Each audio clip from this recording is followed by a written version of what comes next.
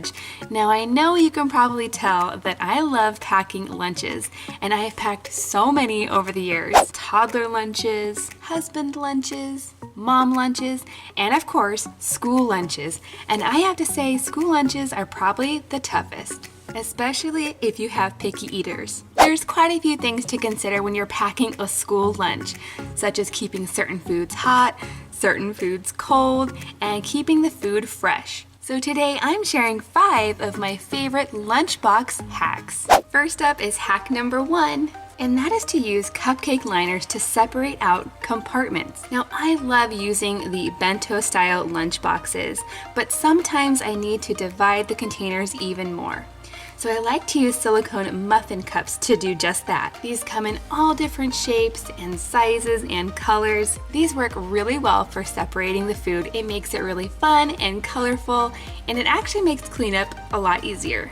Now, if you don't have silicone liners, paper cupcake liners also work really well, and I really love to use these as well, especially if I'm making a themed or seasonal lunch. Another great way to use the liners is to make homemade Lunchables.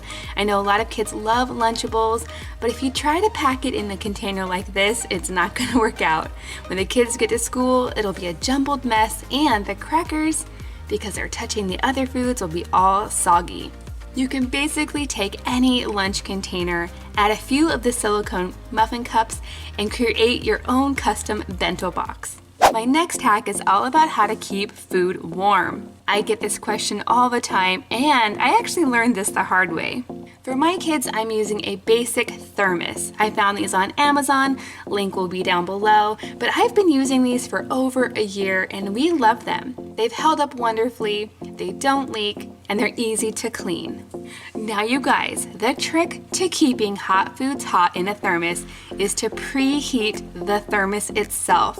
Now I know that sounds weird, it's not like you can pop it in the microwave. To preheat the thermos, you need some boiling hot water. And the perfect time to preheat your thermoses is while your food is cooking. So I fill each thermos to capacity with the boiling hot water, and then I quickly screw the lid on tight. And this water will actually just hang out in there until I'm ready to fill the thermoses. So I dump out the water, and then I very quickly add in my food.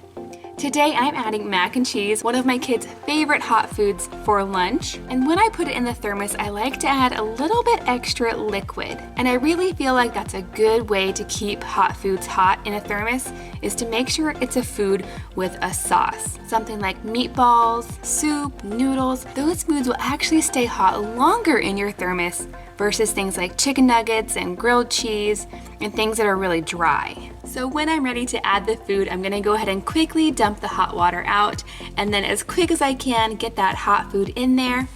To make it not so messy, I like to use my little funnel meant for canning, and then I will very quickly get the lid on to trap all of that heat inside. Next up, I'm talking about apples, specifically how to send them to school sliced without them turning brown. Now you've probably heard of the lemon juice trick, but for some kids, sprinkling lemon juice on an apple makes it so sour they don't want to eat it. So I'm going to take my apple, and then I'm going to use my apple core to remove the core. Now while I'm doing this, I actually keep a little container with lemon juice and water right next to my workstation.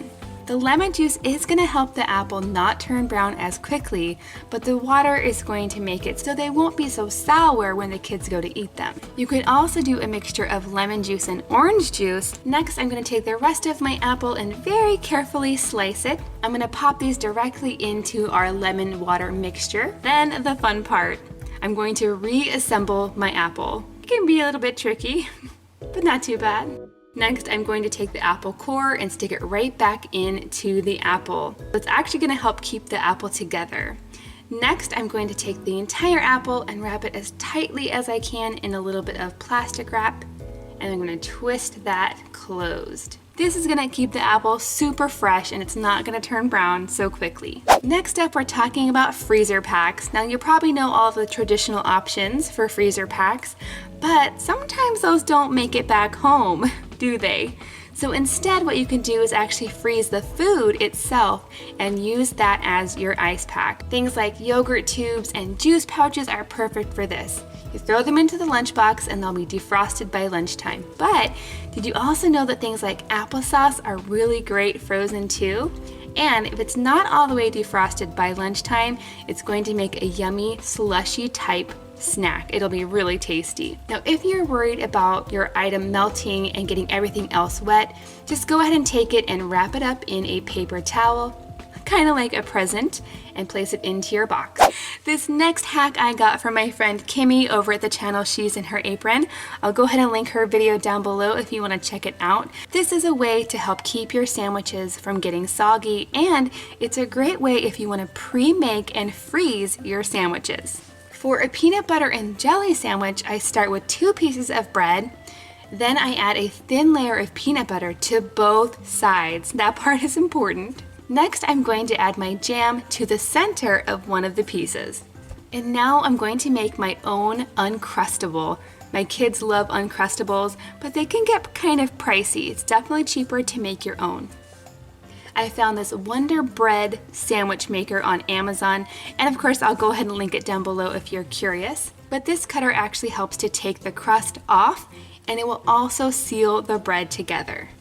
The trick to this is to make sure that you have bread that's big enough to fit the cutter and that you don't fill the sandwich too full. You pile on the sandwich toppings, it doesn't really work as well. Now, if you want to make a meat and cheese sandwich, I like to start with the bread. Next, I'll add my layer of meat. Then I add my condiments. So mayonnaise, mustard will go in the center. It's not gonna touch the bread directly, and that's gonna keep it from getting all soggy. So a little bit of mayo, a little bit of mustard right to the center. I'm gonna top that with cheese and then 1 more piece of turkey and close up the sandwich. I'm gonna go ahead and use my sandwich sealer just like I did with the peanut butter and jelly. It's such a time saver to make up a bunch of these and get them in the freezer. These sandwiches will be perfectly defrosted by lunchtime, and my kids are big fans. If you have any lunchbox tips to share with us, go ahead and leave them in the comments down below. Thanks for watching, and we'll see you next time.